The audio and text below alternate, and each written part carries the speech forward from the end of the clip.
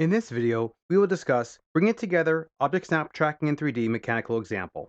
If you'd like to follow along with this video, please open the file Bringing It Together-Object Snap Tracking in 3D Mechanical.dwg located in the Working Files folder as discussed in the Working with this Dataset video. Let's bring it all together with some real-world examples of changing the UCS and using OSNAPs and 3D OSNAPs. First, let's verify our settings.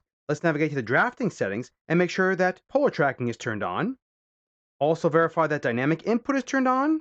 Verify that your 2D OSNAPs are set to endpoint, midpoint, center, intersection, and extension. Verify that your 3D OSNAPs are set to vertex, midpoint and edge, center of face. And lastly, make sure that dynamic UCS is turned off.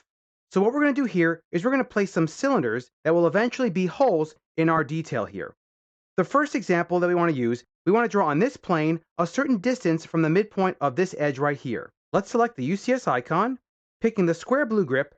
Let's go ahead and simply move it to this location right here. Now what you can do is simply rotate the UCS, because it's not in the correct plane, to the correct plane of the actual 3D face. Picking the different circular blue grips of the X and the Y axes, you can now modify it so it falls right on that plane. Let's go ahead and start the cylinder command. Although we have not discussed solid primitives, we will discuss them in future videos. So let's just use O tracking to acquire a specific point and then make sure that we are a certain distance off of that point. We'll acquire this midpoint of this edge here and move your cursor straight up. That way you're tracking a distance from the midpoint of that 3D edge.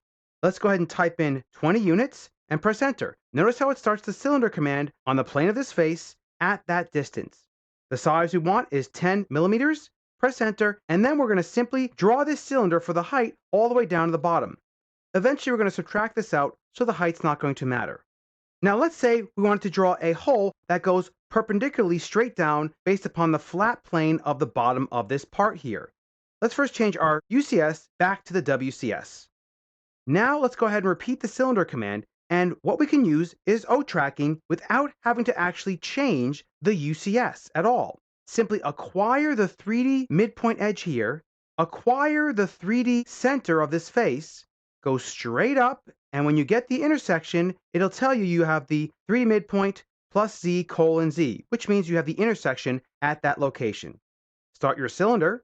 For the base radius, we want a radius of 5, press enter, and for the height, all we have to do is simply snap to the endpoint here. Again, these are going to be holes that we apply to this 3D solid. Now let's draw 2 additional holes, and for these holes, let's say they're supposed to be from this corner here, 10 units this way and 10 units in. So how would you normally do this with regular AutoCAD? Well, you could draw the object at that corner, move it this way 10, move it that way 10, but there's something called temporary tracking points, which allows us to do this without A, having to change the UCS at all, and B, run multiple commands. Let's go ahead and draw our cylinder.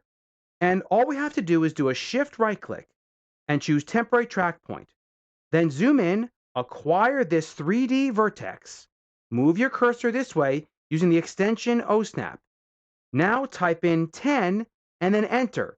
You'll notice a temporary tracking point is applied. You can use this tracking point to now track from there.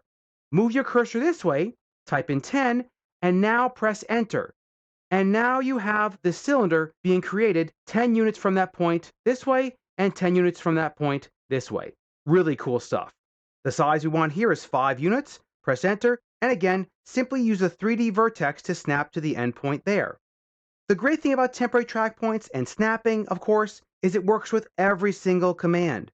I'm going to use the copy command using grip editing to copy this object. I'll simply pick that blue grip right there, right-click, and choose copy.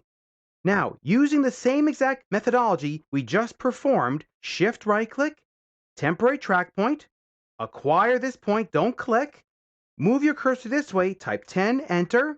You now have that temporary track point. Now track it going this way and type 10, enter, and there is our copied cylinder. Press escape a couple of times to end the command and clear your selection set.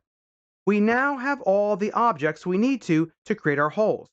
Although we have not discussed the Boolean operations, we will discuss them in future videos. For now, navigate to the Solid Editing panel and choose Subtract. First, pick your main solid and press Enter. Now choose your individual small solids that you want to subtract out. Press enter, and as you can see, we have our holes completed at the correct projections and angles, changing the UCS and using 3DO snaps.